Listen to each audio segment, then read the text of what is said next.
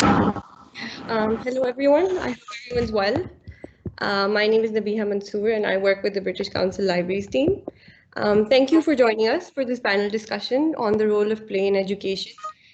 Before we start, I would like to request everyone to keep their cameras off and mics on mute throughout the event so that we can prevent any connectivity issues. If you still exit the event due to any reason, you can rejoin using the same link that we sent to you in a confirmation email.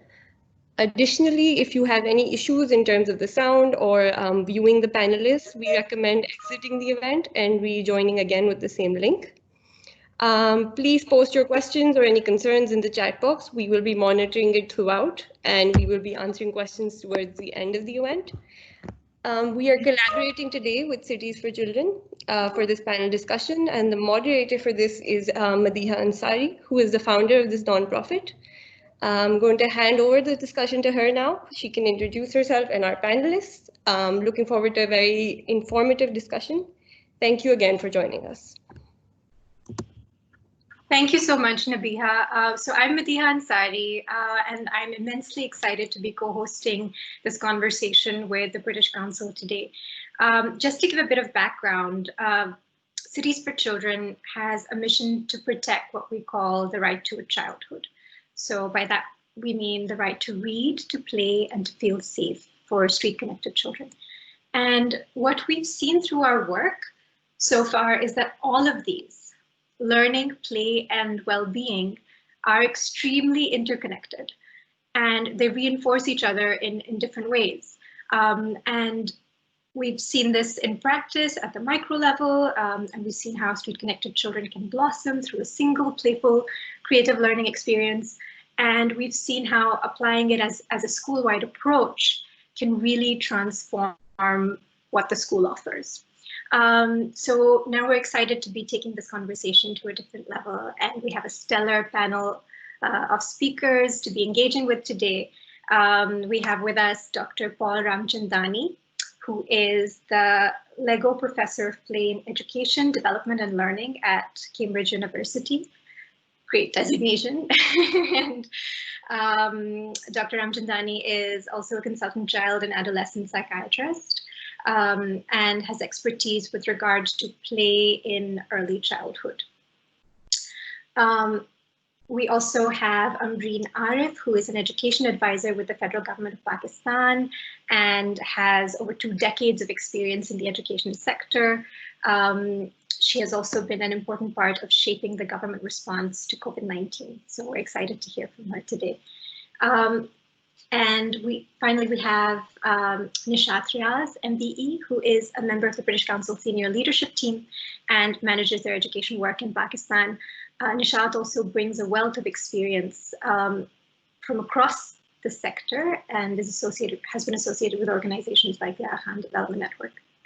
So to start off, I think it would be great to kind of set the stage a little bit. And Dr. Paul, if I could just ask you to come in and, based on your knowledge and research, unpack the role of play in early childhood for our diverse audience here. And I know we talked about this before a little bit, but it would be great to know how it impacts things like brain architecture and the learning journey for children. Okay, thank you. It's a pleasure to join this conversation and to join those of you who are in Pakistan. It's a big question, and I'll give you just a compacted kind of response, if that's all right. I think there are 2 key components to this. One is what we know about the importance of early childhood in setting up a child for its future.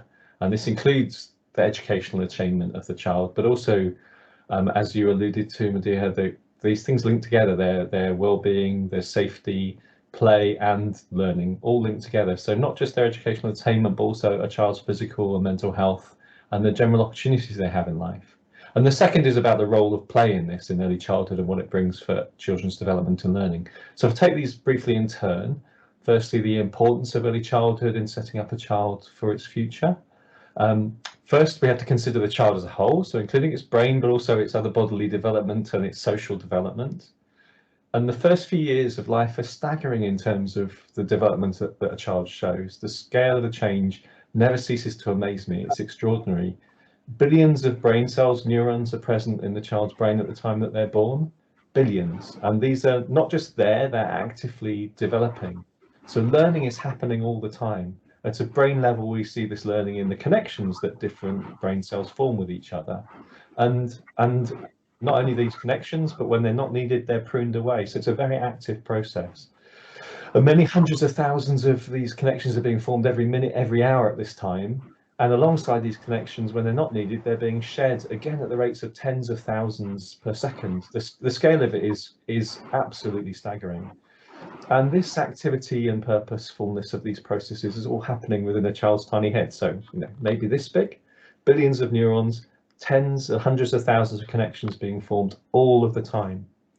And we know from a developing body of research that early experiences that children have make a huge difference to this brain development.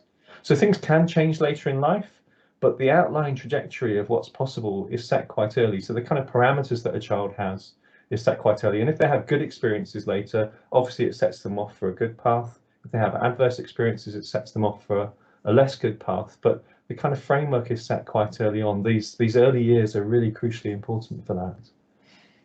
And then young children are optimized to learn right from the start of life. So one of the most fascinating parts of my job is learning about the capabilities of even for young children. So when things go wrong, if children get insufficient nutrition or care or stimulation, their development suffers. And our job as adults is to try and make sure they get sufficient nutrition, care and nurture, and to be the good enough parent or carer that Donald Winnicott spoke about. And the importance of this has been developed in terms of children's brain development, but also more general physical development. So we know good care is a part of that, and it can be difficult then to tease out the individual components like play, because play is a part of all of this, but separating out play from good enough care is quite a challenge. But part of that good enough environment is allowing children the time and the space to play. And play is one of the primary ways which children explore and understand the world, and I know this will be known to all of the audience, is how children make sense of the world. And again, our job as adult carers and professionals working with children is to help make the space for them to be able to play and experience the range of play. So some play is really important for exploring objects, and you see that with a young baby putting objects in their mouth, exploring what that's about. Some play is important for finding out about social relationships, so play with other children and pretend play. All the time children are doing this, learning about the social world and, if you like, being young scientists exploring the world. And the range of development is there, so children's language development as they speak in their games or hear other people speaking. So play is a facet of all of these forms of learning for young children, and it's also fun and builds social relationships, and goodness knows we need fun and social relationships at times like we're living in the present. So play is a critical part of all of that and underpins, particularly for younger children, but as children grow up, underpins a lot of these aspects of learning and development. I'll pause there for a moment, just for kind of a taster, if you like, of what's going on. That was really fascinating, and I think maybe you speak to a lot of people who sort of take this knowledge for granted, but I think it's not something that is necessarily sort of present everywhere. And I think a lot of the time, maybe as parents also, we don't realize how much influence we can have on children's entire journey and trajectory. And I think just to build on things a little bit, it would be nice to hear from Nishat about her experience when it comes to education programming and how maybe playful experiences or creative experiences can be built in or have been built in your experience, and whether the British Council is doing something around this. I know you have a lot of programming that's been happening. So just over to you. Thank you very much indeed. Let me first congratulate you all and thank you for redirecting our attention to one of the great themes and one of the subjects that the world should have taken into consideration much earlier. So thank you. It's never too late, as in Persian we say, der ayet durust ayet. So first, I'll take the liberty of taking a step back from the original question that you asked, because I think I'll try to respond in three parts. First thing is about, let's reflect on where we are when we talk of the education. The second thing which makes sense to me is why I think that we are where we are. And the third is then what we can do, which can bring in the British Council experience as well, if you allow. So the first thing is the fact that in the world of today, around 175 million children are at the risk of not learning or being illiterate. That makes around 1/4 of our younger generation, which makes the future.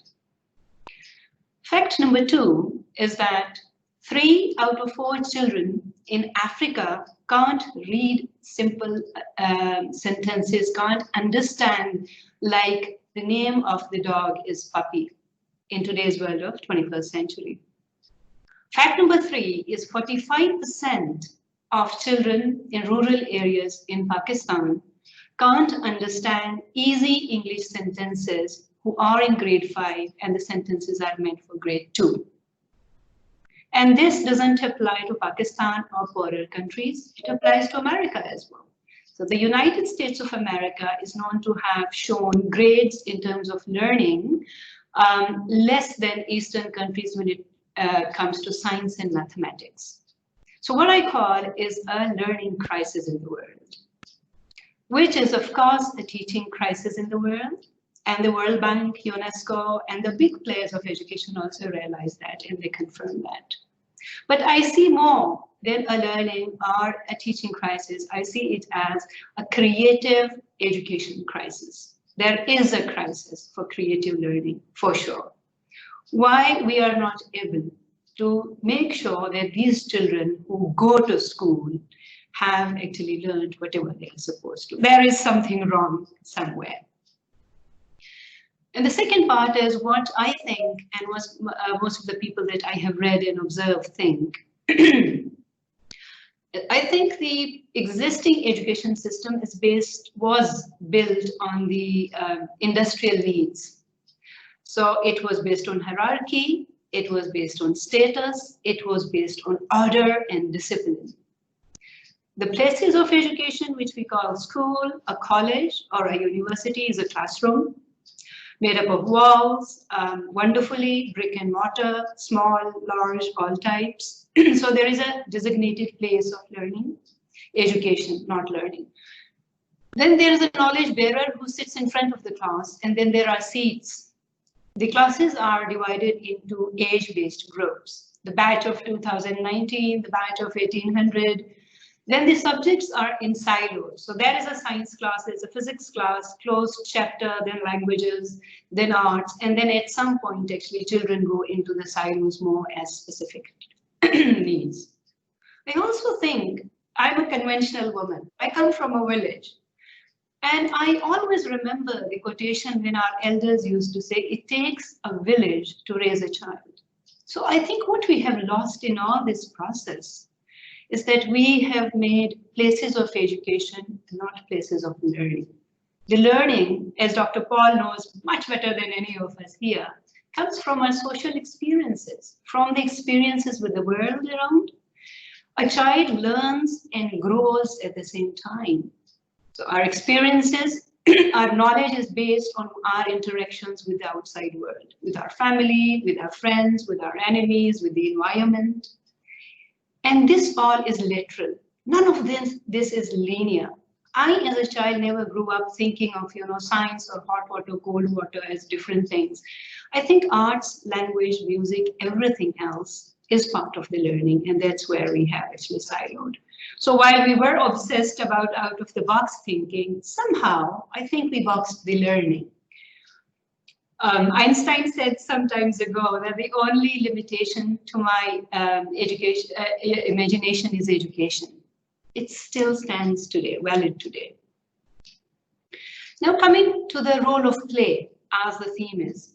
Play is an activity, as Dr. Paul knows again better than me, which involves all sorts of interactions. The universe inside a child's head with billions of neurons, which Dr. Paul mentioned, It not only enables the brain activity, cognitive activity, but also physical activity, emotional activity. So all the chemicals, hormones inside our body actually go through a process.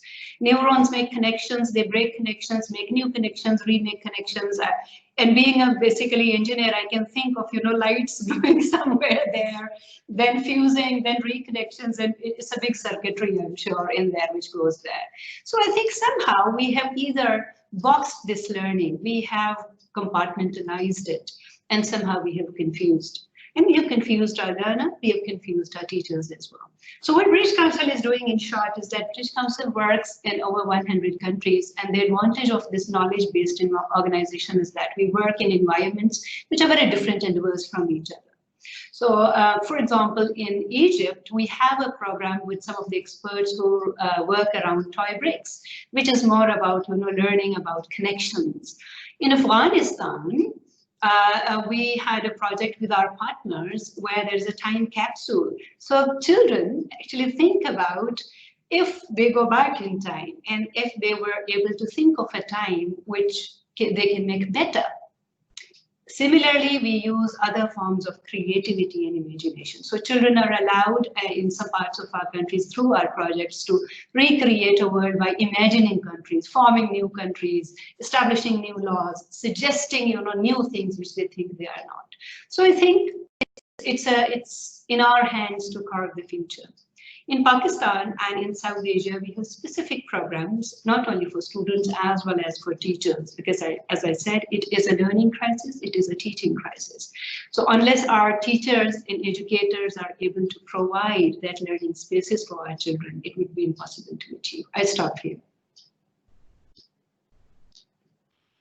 Thank you, Nishat. And as you said, there's so much that goes into sort of informing the way and shaping the way that children learn.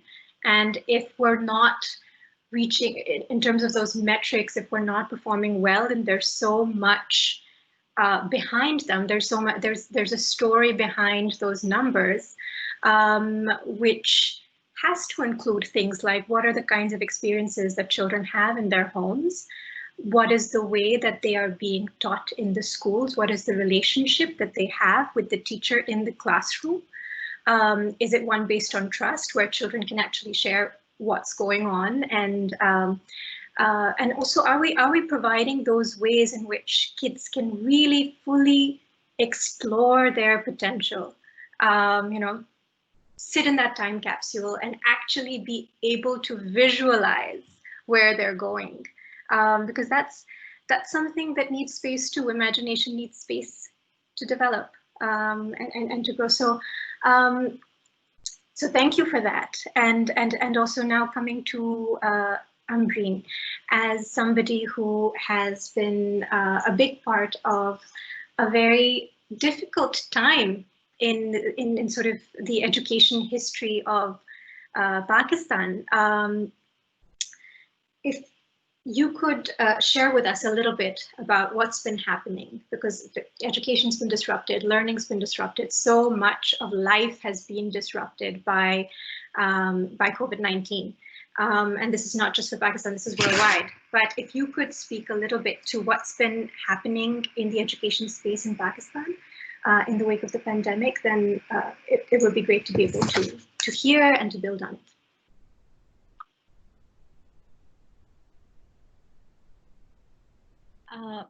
So thank you very much for giving me the opportunity to speak.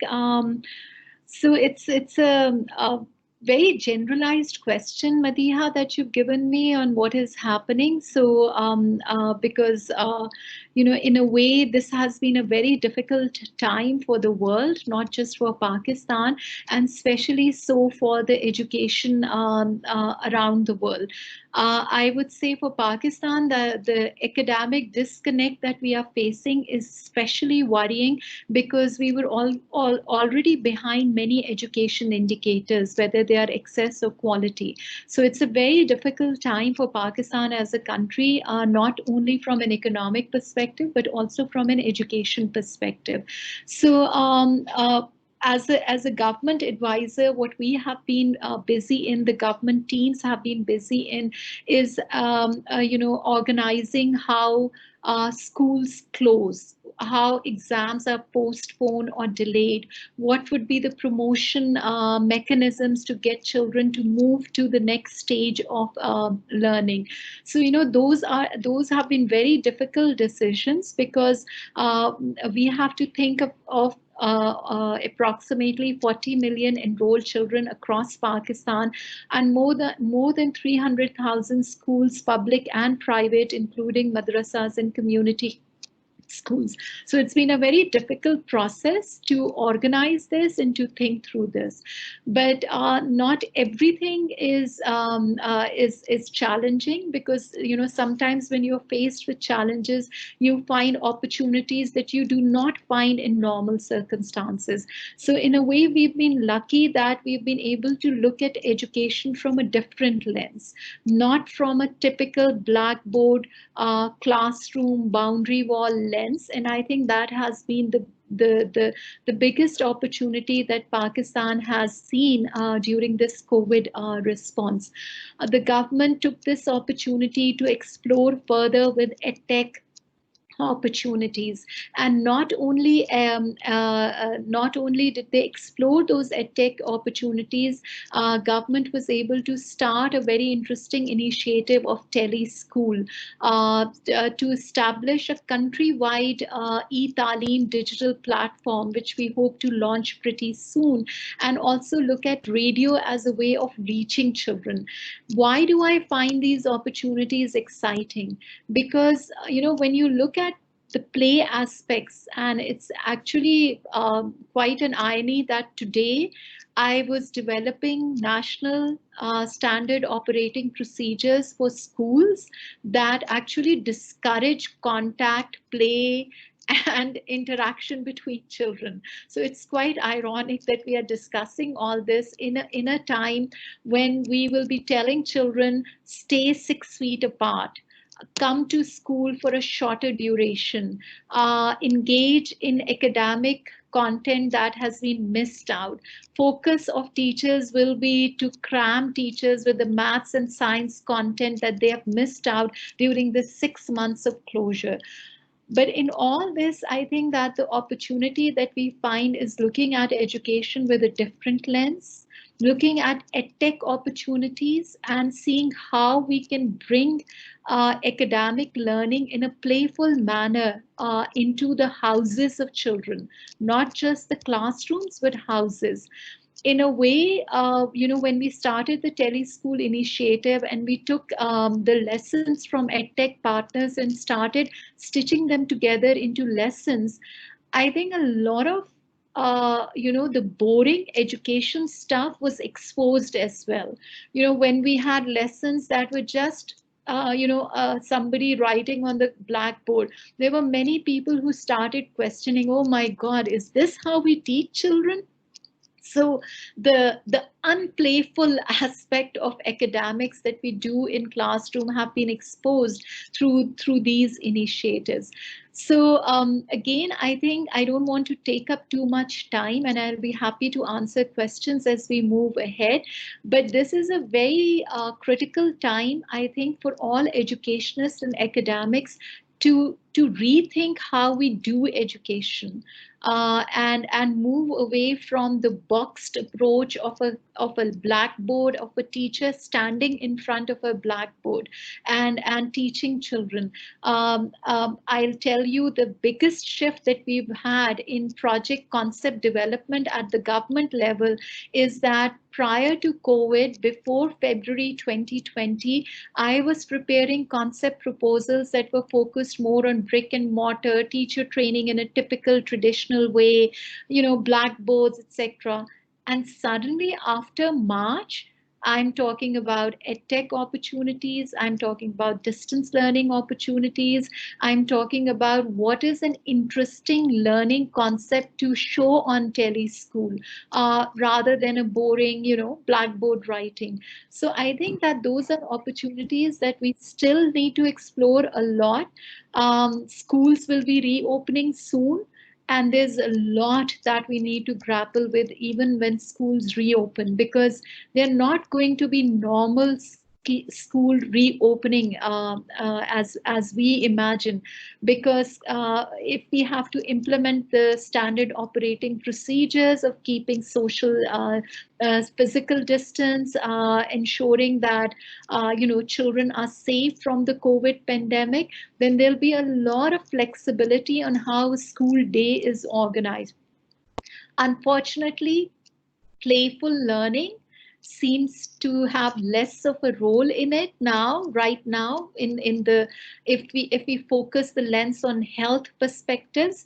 But how we move forward and restructure our education and academics, I think that's an opportunity for all of us to think about. I'll stop here and I'm happy to answer questions as we go along.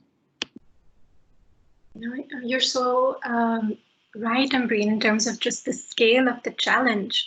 And we're talking about play, but how do we facilitate that in a way that is safe and still possible? And I think, well, while we are also talking about health, one aspect that has been talked about a lot as well during the course of this pandemic is also mental health. And mental health for children, as well as parents, as well as teachers. And it is possibly something to be considering at this time when we're thinking about reopening schools and how to kind of bring children in and what we can introduce to better support teachers and children and learning. And I was wondering if any of the panelists had thoughts on this, on how schools and teachers, whether virtually or when they do open up, can better support children's mental health, and what role play has, and why that matters, why we should be talking about it and thinking about it right now.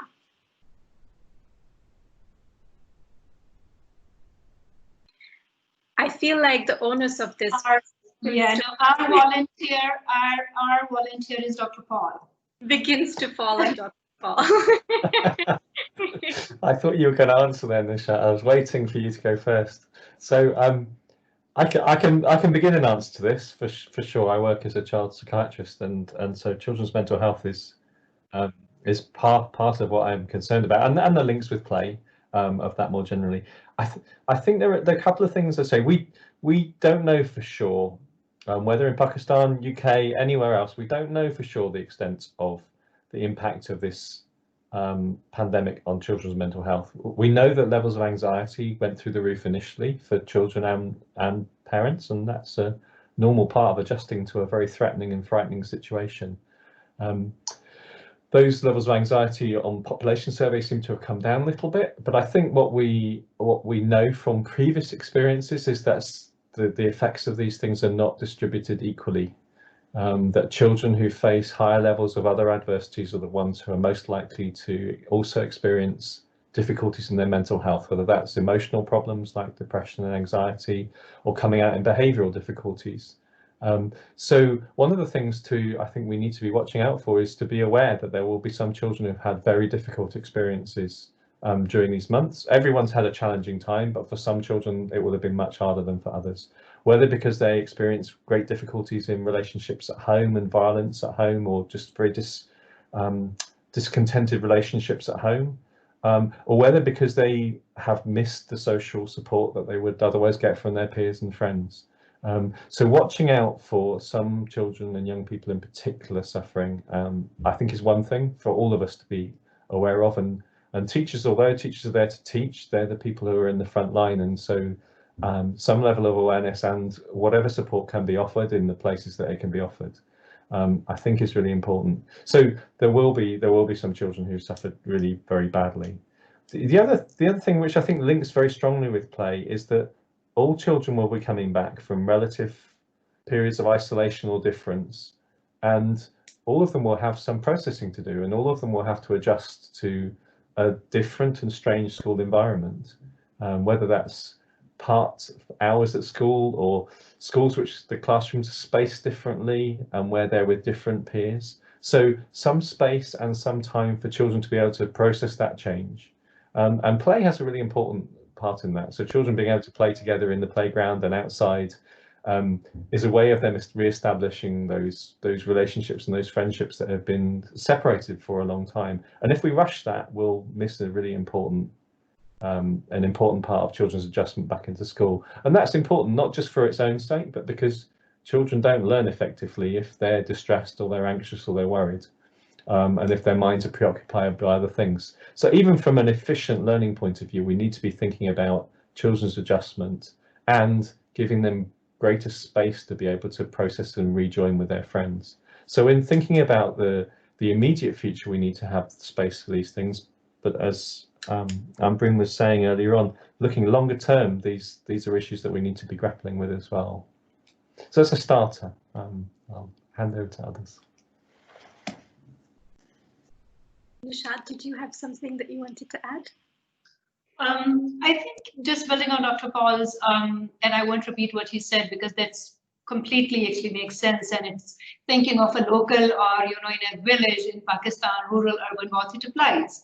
And it'll take some time, as Dr. Paul says, for research to prove the real impact. But what I think is really apparent is children of this age who will be after some time. So my son is 5 years old now. After 5 years, he'll be 10. So when they grow up, they'll realize that they have learned something really big in their life, in the beginning of their life. And I think one of the things I see it is being flexible to alternate ways of living, being open to alternate ways of learning and cooperating. We see it ourselves as adults also. And I think it applies to parents as well as teachers. So the partnership between these three apparently invisible stakeholders, the teacher, the learner, and the parent, I think, has become even more stronger in the time. Although it has its negatives in terms of the implications that Dr. Paul has said, while children go through all these phases, parents have gone through the same. Teachers have gone through in their own perspective.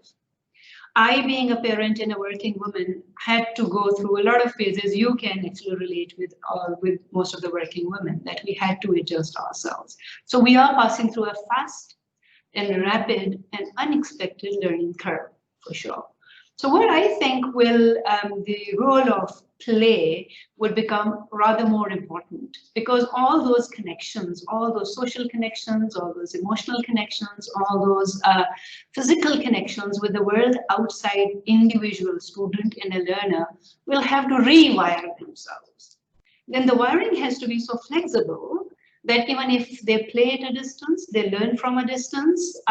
If they want to do treasure hunt in a way that is socially acceptable and scientifically acceptable, so they'll have to make those adjustments. And no one has a perfect formula. Teachers don't know what is the exact formula that would work and for how long. So I think I would use two words. One is the openness and the other is flexibility. That would help us to evolve. And the bigger question is actually not about what. I think the bigger question for all of us as parents, as policymakers, as Umbreen is sitting here, as experts, Dr. Paul is sitting here, and most of the stakeholders who are in part of the audience, I think we'll have to think about a responsive, long-term solution. This is our reactive approach. Something happened and the sector had to respond. This is the first aid. We have to come up with a solution that is resilient and that is much better and sustainable for longer term. I don't have the answer, but that's how it looks like. No, I'm afraid nobody has the answers right now. But I suppose it's about having some ideas. And also maybe, like you said, demonstrating that flexibility, maybe being able to readjust the bar that we're setting academically for kids. Maybe it's about giving teachers the skills to be able to, sort of ease the transition back in, to be able to check in with their students, to be able to do something fun at the beginning of the class, maybe giving them those strategies, be able to see what's going on, even if it's in a virtual classroom, if a child is not being able to engage, if there's something going on, it's a skill to be able to see that. So maybe we all have a lot of learning and rethinking to do at this time. But I wanted to pick up a little bit on what Umbreen was saying about this also being an opportunity in many ways, this time being an opportunity to recalibrate and to discover new ways of doing things like teleschool. Also, I think if we can stretch that a little bit and think about this time as an opportunity to build different kinds of skills. So first of all, what would you think? There is literacy, there is numeracy, they are important in learning, but what are other kinds of skills that could be built during this time? Maybe through virtual means, maybe through the power of TV and radio. If you can talk a little bit about the initiatives that are underway, Umbreen, that would be great. And also then we can maybe think about what skills we can build for kids through mediums that do exist. So one skill I think for parents and children both that has developed is to use better video connectivity and to do better Zoom and meetings. So that is a skill that definitely many of the parents and the children have both struggled together with while learning how to do online classes. But on a serious note, I think the children coming back together in a school, in a different setting, in a different perspective, I think that is a learning that they will have to do. We are facing a very different world, and I think when they come back together at the school level and there's a blended learning opportunity, that is something that will be an interesting thing to see. One thing that we haven't talked about, which is an elephant in the room whenever education policies or methodologies are discussed, is the exam and assessment systems. So a lot of what we do, whether it is virtual distance learning or in school, is guided by our exams and assessment systems. So that's another thing that I would like to point out that we may need to do differently. I see a lot of comments coming on the side which are, actually encouraging play and encouraging that there need to be more sports activities, especially with children coming back after 6 months. Very important things, and how you adjust them in an overload of academic work that children usually have to do because of a certain exam methodology that is being followed is something else that we would also need to look at and see how we take forward. So, integrating into our timetable, time for children not only to focus on academics, but also social and emotional activities, because play is a lot about building the confidence of children and building their social and emotional well-being. I think that remains to be an important point. And at this time, with children coming after 6 months of staying at home, and some of them may have had very good, house environments to stay back in, but we know that many children from at-risk environments may not have had the best experience during these 6 months. For some children, school is a safe haven and an escape from some of the at-risk behavior they may be facing at home. So it is going to be an interesting learning experience. I don't think any of us have any idea of what will happen and how it will happen, but I think it's a good opportunity for observers and researchers to concentrate on how schools reopen and what social, emotional, and cognitive learning experience develop and how they should shape our education in times to come. No, absolutely. Umbreen, I think the point is also well taken that there are so many different kinds of home learning environments that exist. For my 3-year-old, I wore this today also. We've been making pasta necklaces that encourage. He's learned how to count, how to associate that with actual objects, and build motor skills through threading. And that is not something that everybody has the luxury to do in their home environment. At the same time, this kind of activity is also quite simple and could be relatively low resource.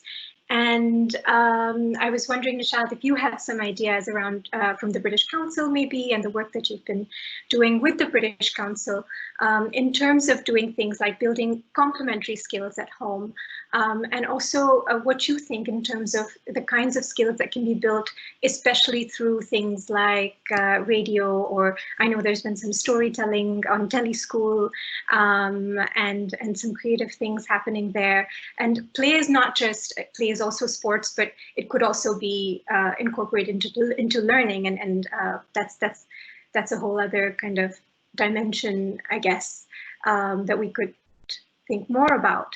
But Nishat, if you could share something from your experience. Yeah, thank you. I want to imagine the world before COVID. So what was happening before the world of COVID was altogether a different model. So we had a limited but very useful footprint of digital space, the IT solutions, tech providers providing some solutions for learners as well as educators. Then came March in Pakistan and the world changed, and Umbreen knows better how they worked to make sure that teleschool was working, Talim Ghar in Punjab was working. And our first meeting when we had our advisors from Ministry of Education, the first thing was actually, what do we think about, what would work for it? And we thought of it as a pilot project which would reach to some children. I think the first thing that we have learned as British Council is that digital is not the only solution, to be honest. It is one of the best complementary augmented support services that we could use. On one hand, digital platforms have enabled us to keep the connection alive, to keep the momentum alive with the learner as well as with the educator. But at the same time, we also realize that it has actually given birth to more digital poverty and digital divide. In Pakistan only, how many children have access to digital media? When we talk about, the real digital media, Zoom meetings, WhatsApp meetings, whatever, we are not talking even about radio and TV. So I think what we learn is that there is the issue of equity and access, which clearly needs to be actually worked out. So we had our discussions with best practices, as we say, around the world from British Council Network. And we came about some of the best examples that worked in fragile situations and environments which were not very solid even before COVID. So we talk about environments where children did not have access to schools, and the ways they were using teacher and learner support. So I'm talking about, for example, Bangladesh, I'm talking about India, I'm talking about Africa and other regions where we came up with some of the solutions using blended models of working. Yes, these are the digital tools, but of different mediums. So some of them are online, but some of them are offline as well. Some of them use TV, some of them use radio. And some of the experiments that we have done with teleschool, and honored and humbled to be contributing to some of the discussions that we have. And the content that we have provided is all about stories, actually. It's not the conventional way of teaching. It's rather we try to make interactive. But while we were doing it, we felt it wasn't the best way of doing it. So we still learn what we do while we are doing. At the same time, I think things happened in the world. Things around justice, things around races, things around diversity. Things around inclusion, which actually I think are very important for now education sector to think and bridge the gap between the education sector and justice systems. So when we talk about Black Lives Matter, when we talk about All Lives Matter, when we talk about the digital divide, we also have to reshape the education, which is really very connected with justice systems, where educators sit with the tech and digital companies and edtech partners, where policy, parents, students, everyone becomes a stakeholder And we are trying to do that with some of the interactions, roundtables, and policy dialogues. So we haven't been able to come up with a perfect solution which provides, 360-degree solution. This is what addresses all.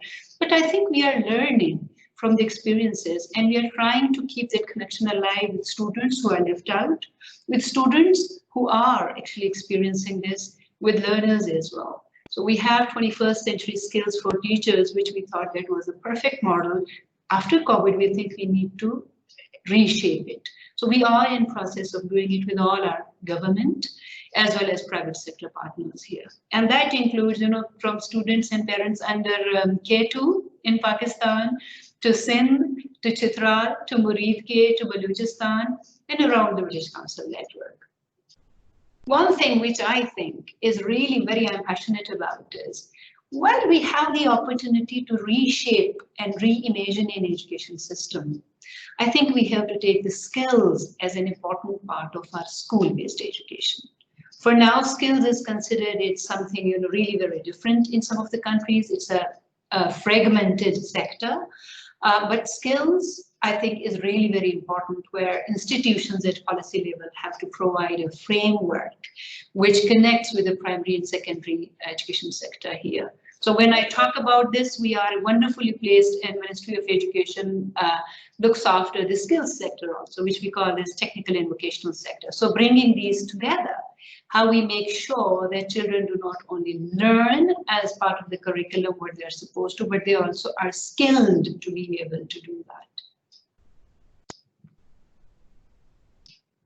Okay, so skills can be practical as well, and those are important as part of children's lives. I'm going to be a maverick here and also suggest creativity as a skill that could potentially be developed during this time. And Dr. Paul, is that something, I see you nodding a little bit, is that something, do you think, that can be taught? And is that something that can be taught through these mediums that we've been talking about? Oh, that's an interesting question and a challenging one. I was thinking about creativity partly as something we want children to develop, but I was also thinking, as the other speakers were speaking, that actually we need creativity in our responses, and we've heard a little bit about some of the creativity in thinking about the mix of blended learning, and it's different things will work in different areas. So the mix of radio, the mix of TV, the mix of online. And that won't work the same everywhere, and it's going to have to be adapted to different settings, different parts of the same country, different parts and different countries. And that's a fascinating challenge, but it's also a wonderful one, and one that has been stimulated by this crisis in a way. We've moved some things forward in ways we would never have imagined. And so it's a lesson for us in terms of creativity. We're faced with a huge challenge. Children can't go to school. What are you going to do about it? And the range of solutions has been extraordinary, and things have moved in a way that they might not have. It might have taken 5 years to move this far, as we've moved in 3 or 4 months. So it's a really nice demonstration of creativity when it's needed.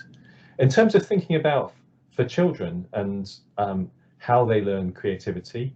So children can learn creativity. They learn through the ways in which they learn, and they're much more likely to learn to be creative if they're given opportunities to explore and to try that out, rather than just didactic teaching. But everything has its place, and one of the things that frustrates me sometimes is that a dichotomy is set up between didactic teaching on the one hand and kind of creative and freeform guide play on the other hand, and as if one is always right and one is always wrong. But they have different places in different stages of children's development, and they have different places for different subjects. And typically, in many parts of the world, we're very much on the didactic, the old-fashioned, if you like, the old-fashioned model, the model that's been there for 100 years, which was for another time and another era. And we do need to think about whether that's the most efficient and effective way of teaching children now. And probably for the outcomes that we want for children, it's probably not the most efficient way a lot of the time. So we do need to think about how we do that, and there are some really nice examples, and there's developing research, but there are big gaps. But there are some nice examples of where guided play approaches are more effective in learning. So there's some lovely work from the US in an Oh no, at this important juncture, Dr. Paul, I think your screen just froze. Oh, okay. Okay. Can you hear me now? So you were talking about some work, some research that's come out. Yeah. Okay, sorry, I'll be brief in case it freezes again. So there's a limited amount of research, but there's some lovely research from various settings. But one study from the US that compared.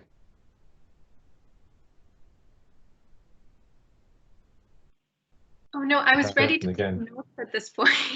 Yeah. I'll stop there for the moment till my signal gets better and come back in later. Okay. So there's something from the US that's come in. I think we can hear you at this point. If you could share, and we can then move on. I was just talking about one example of research on guided play versus didactic, and one of the things that guided play can do for some learning around shapes and mathematics is allow a deeper level of learning, because children are exploring, and that's common sense. If children are allowed to explore and be creative in their learning with guidance from teachers, they can learn at a deeper level. So we do need to think about where do these different kinds of learning fit in. Where do we need didactic learning for certain facts, but where can we allow children greater freedom to learn and explore for themselves, because they learn different things in different ways. So there's an opportunity for us as an education system to be creative, to allow children greater opportunities for creativity. I'm not saying throw out the blackboard completely. Sometimes it has its place, but we need to think about the different ways of learning, because we want children to learn most effectively for their futures. Thank you. And I think if I'm right, then you might have to leave earlier, and there are some questions coming in. And I think the first one is actually for you. So if I can direct that at you, and then we can move down the list a little bit. So Ehsan Afzal from Pakistan is asking, biologically, not socially, what's a good age for a child to go to school? Is it good to make them play for an extended period of time at home? That's a lovely question. So that's a socially determined and a societally determined factor, isn't it? It's not that there's biologically a right age. Children learn different things at different ages, and depending on how school is set up, they can learn those things in different environments. So certainly in the first couple of years of life, home's always going to be the learning environment, predominant learning environment for most children. But it depends on what the education system is offering and what kind of approach it's offering. So a play-based kindergarten can be appropriate for children from a much younger age than a more formal education system. So I don't think when we offer an education system is a biologically determined thing. It depends what that education system is offering and what kinds of opportunities it's offering. So I'm not trying to dodge the question, but it really depends on how we think about education and what we make it look like, and making it appropriate for children is really important. I sometimes think of the parallel with toilet training. Sorry to bring that up, but children are ready to be toilet trained at a particular stage of development, and if you try and sit them on a potty when they're 6 months old, you'll just get everybody frustrated and upset. You won't achieve anything. You won't get them there any earlier. You have to wait until a child is ready, and in many ways learning is like that. Children are ready for certain kinds of learning at certain ages, and we have to match our system to it. We don't do it very well in many countries at the moment, and we do need to rethink that. I think a lot of parents in the audience can probably empathize with that analogy. But moving on to other questions that have come in, Umbreen and Nishat, I think it would be nice to have your views on this.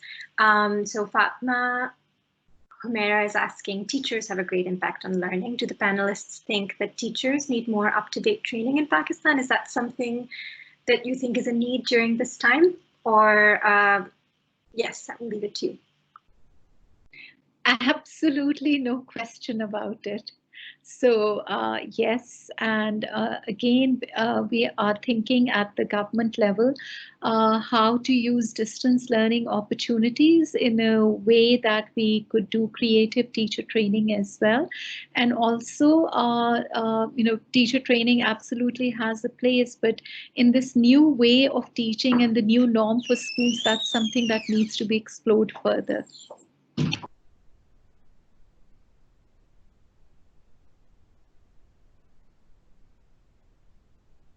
Nishat, do you have something to add? Yeah, sure. Well, teacher training is at the core of what we do at British Council. So if you just ask me, what is that one word that describes your work in Pakistan specifically, I would say teacher training. So as Umbreen says, who doubts it? I mean, there's no second opinion about the building the capacity of the teachers.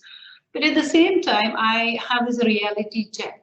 So we have, and Umbreen, correct me if I'm wrong, we have around 2 million teachers in schools and colleges in Pakistan. Training of those 2 million teachers, who are not enough, of course.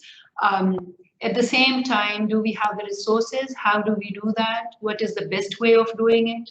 It's a very long, painful process. And it's no magic bullet. It's not like you invite all teachers even to a virtual seminar in 7 days or a month, and when they go out and when they leave that virtual training, they would be ideal, you see. We have a huge, wide spectrum of experiences and knowledge where teachers come from. And when we talk about private, public sector, rural, urban, different areas, it's a really very wide spectrum. So I think while teacher training is at the heart of this, actually they are the blood stream in the education system, life of an education system. However, there are three things which are very important, and they have to be connected. First is the curriculum. And I know Umbreen and her team are working on the curriculum. So what is it that even after COVID, what we want our learners to know, how, by when, and that has lots of elements. The second is about the pedagogy, which relates with teacher, how that learning, how that curriculum is translated in terms of the activities, how teachers teach, how educators impart their knowledge, and how they make sure that those particular key learning indicators are achieved by the students. So developing a pedagogical system there. The third, which is really very important, and Umbreen also mentioned in the beginning of her talk, is about assessments. So do we have, and are we thinking of developing an assessment system, which is not only about, measuring or is a rigid imitation of the curriculum, rather it has this space to not even to measure, but also tell us about the trends of the learning of different groups of our children that we're talking about.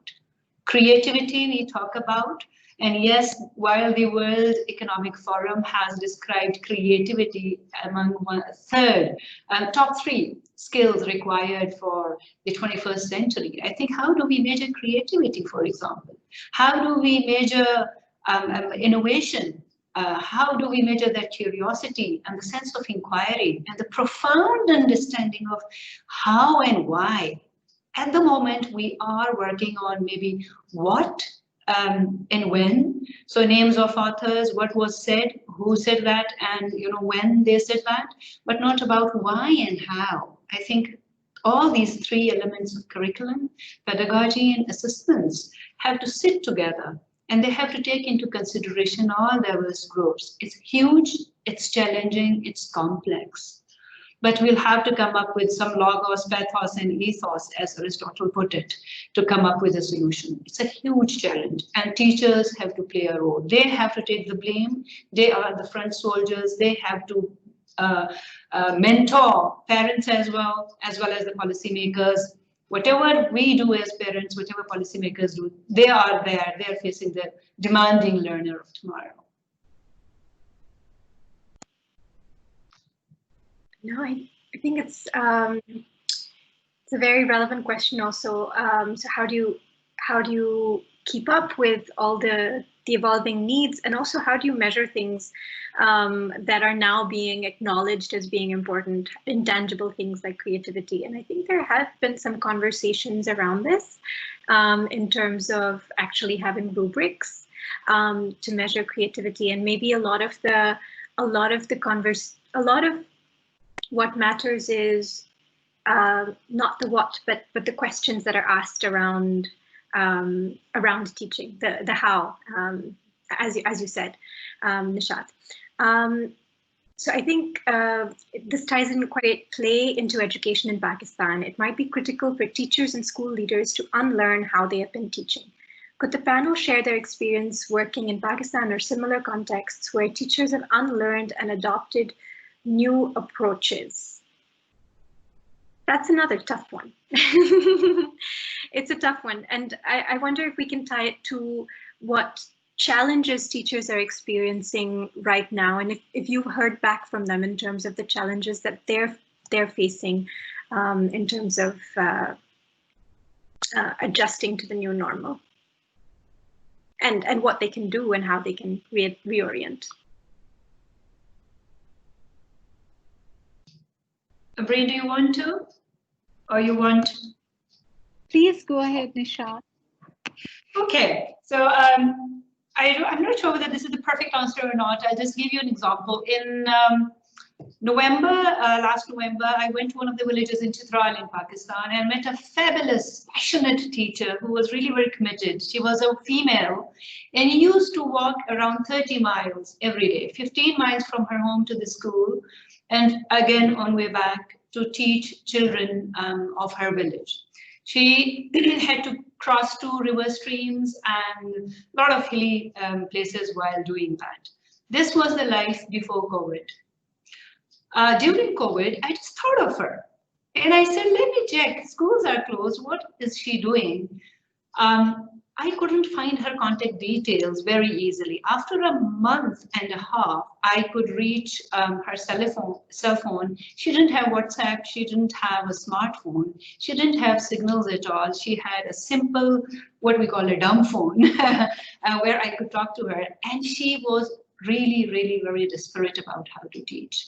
She found a solution that in her home, there were many students. It was a joint family and they had come from around different cities because schools were closed in her family. She asked them actually to set up, just write anything that they would think would help her students to understand, and she used to write it on pages of paper and used to deliver it at the doors of the children using her volunteers.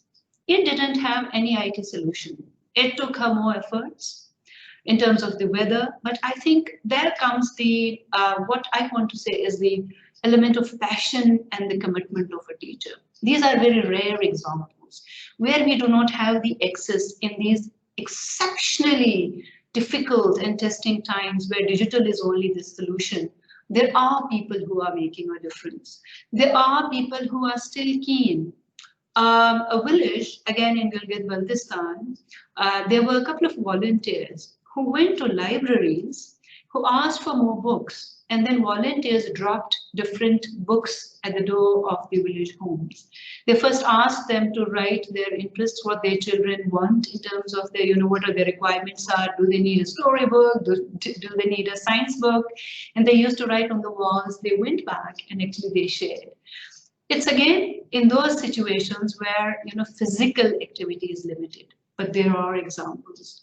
I also am aware of teachers attending our online training sessions where they had to travel, they had to walk, keeping the social distancing protocols alive, but they had to take extra efforts to come up and get connected with other teachers from around the world. So we have a program which is called Connecting Classrooms, which has around 40,000 teachers. So they wanted to know what other countries are doing, and they used shared resources, shared laptops, shared multimedia, shared TVs to make sure that they learn what is going.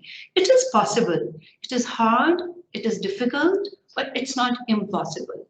But I think now we, as a nation, can't leave it to individual efforts. There has to be an ecosystem which supports these individuals.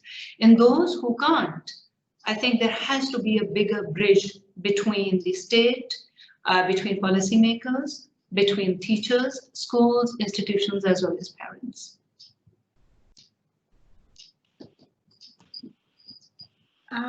Yep. Can I add a point there? Please. Okay, so just to add on to what Nishat was saying and giving us the really good examples of individuals.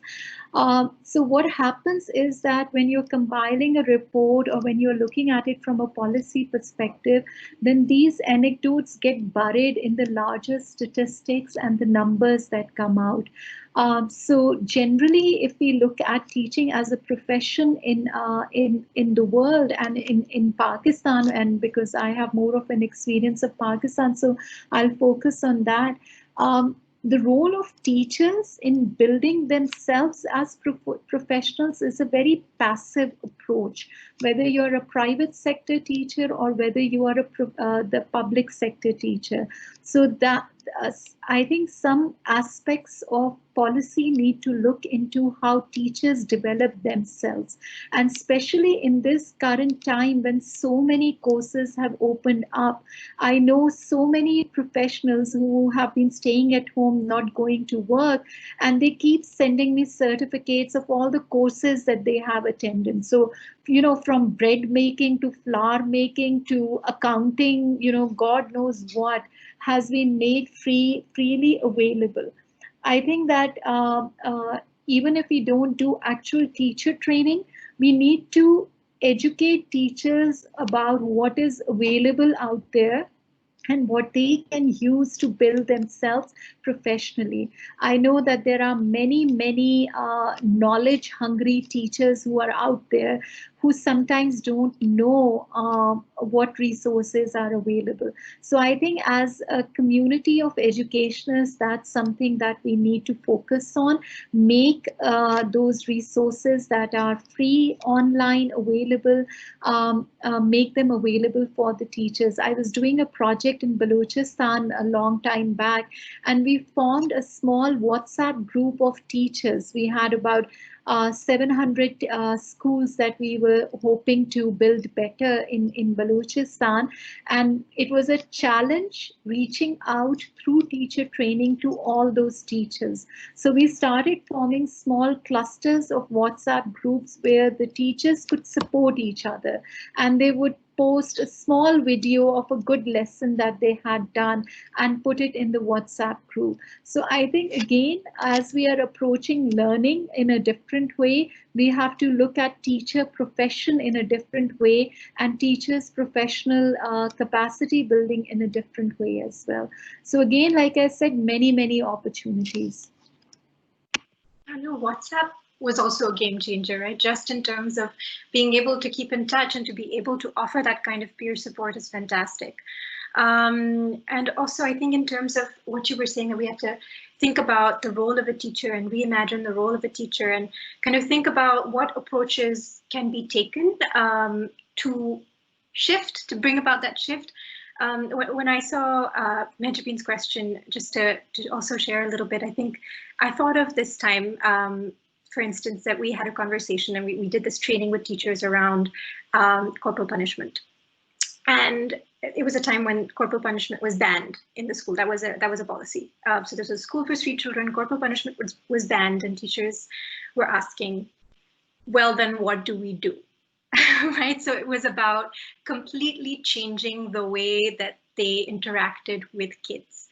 And I think what we learned from that was if they can see the value of it, if they can see the value of taking a new approach, if they can see that maybe children will be able to respond better or their behavior will improve, their learning will improve, if they can see the value of the new approach, that's a big step towards unlearning, relearning strategies. And I was wondering, Dr. Paul, if you could speak a little bit to the role of a teacher and what the teacher can represent in terms of somebody who can offer support and build resilience for kids. Okay, I can pick up, but there's one thing that's come out from the previous two speakers that I think is really important, and that's teachers' continuing development and continuing professional development. And I'm not a teacher, I work as a medic, but continuing professional development is so critical. We learn getting some interference in the line. We learn when we're trained, we learn, but then the world changes and we have to relearn and continue to learn. And the importance of teachers being able to learn new material and new information, but also about new ways of working and new ways of learning, And so being passionate learners themselves seems to me a very critical part of them being the best educator for children. If you have a teacher who's enthusiastic and demonstrates that love of learning and that creativity in different ways of learning for themselves, they'll transmit that to their children and give greater opportunities. So that continuing professional development, even though it's difficult to put national systems in place for that, seems absolutely fundamental to changing, because most of the teachers you have now are people who are trained, and we need to be thinking about different ways of working. So that continuing development is absolutely fundamental. Like Umbreen said, during this time, maybe, teleschool has been a game changer in many ways, just in terms of rethinking about the way that things are taught and the way and what really can be done, and how creative and playful learning can come in. I think there's only 5 minutes to go, so I'm going to hand over to each one of you if there's anything that you would like to share. And from my end, I would just like to say a big thank you to the British Council team, Varda and Madeeha, and to Mahamali, who is a really important part of making this happen. But if there are closing thoughts from each of you, I would love to hear them. We would all love to hear. On a very positive note, first, thank you. It's been a learning discussion for me. And the last point I would want to say, no matter how we will be socially distant in the learners as well, I think the role of play will be essential. The founder of kindergarten, Friedrich Froebel, said, I'll interpret it in a different way, I do not exactly remember the quote, that one of the wonderful and powerful expressions of human development is a child's play. And I think that's humans with our DNA will still be humans, no matter how we go ahead with the IT. We will be teaching humans with expressions, with feelings, with emotions, with all our pluses and minuses.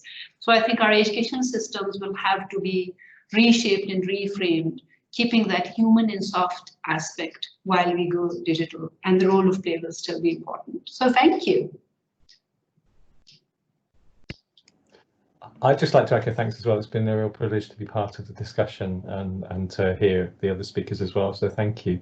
And for me, it's about being the best educationalist and education system that we can be to get the best outcomes for children. And for too long, we've restricted our ways of doing things to one way of doing things, or to a very narrow range. And we have the opportunity to open up to a whole different way of teaching, a whole different way of learning, not discarding completely the old ways of doing things, but bringing in new ways of doing it, whether that's in the mode of delivery, but also in the way in which it's taught and the way in which children are allowed to engage with a topic. So it's a challenging time, it's a time of crisis, but there are opportunities here as well for us to be able to change, and that's tremendously exciting. So thank you. I'll use my 1 minute to answer a question that I see right next to the panel, is that whether play and IT are being given importance in the national curriculum that Pakistan is in the process of developing. So I would like to say yes, definitely, especially from an IT perspective, we are trying to build in coding and such things at a very young age amongst children. And from a play perspective, creativity is a skill that runs through the single national curriculum. So the more you use the more you develop the creativity skills amongst children, the more they'll be open to play. At times, we box in children, we box in education so much that children don't have an opportunity to play even in a game. And we discipline it so much that even the game is not playful. So I think that is something that we have to look at. So thank you very much.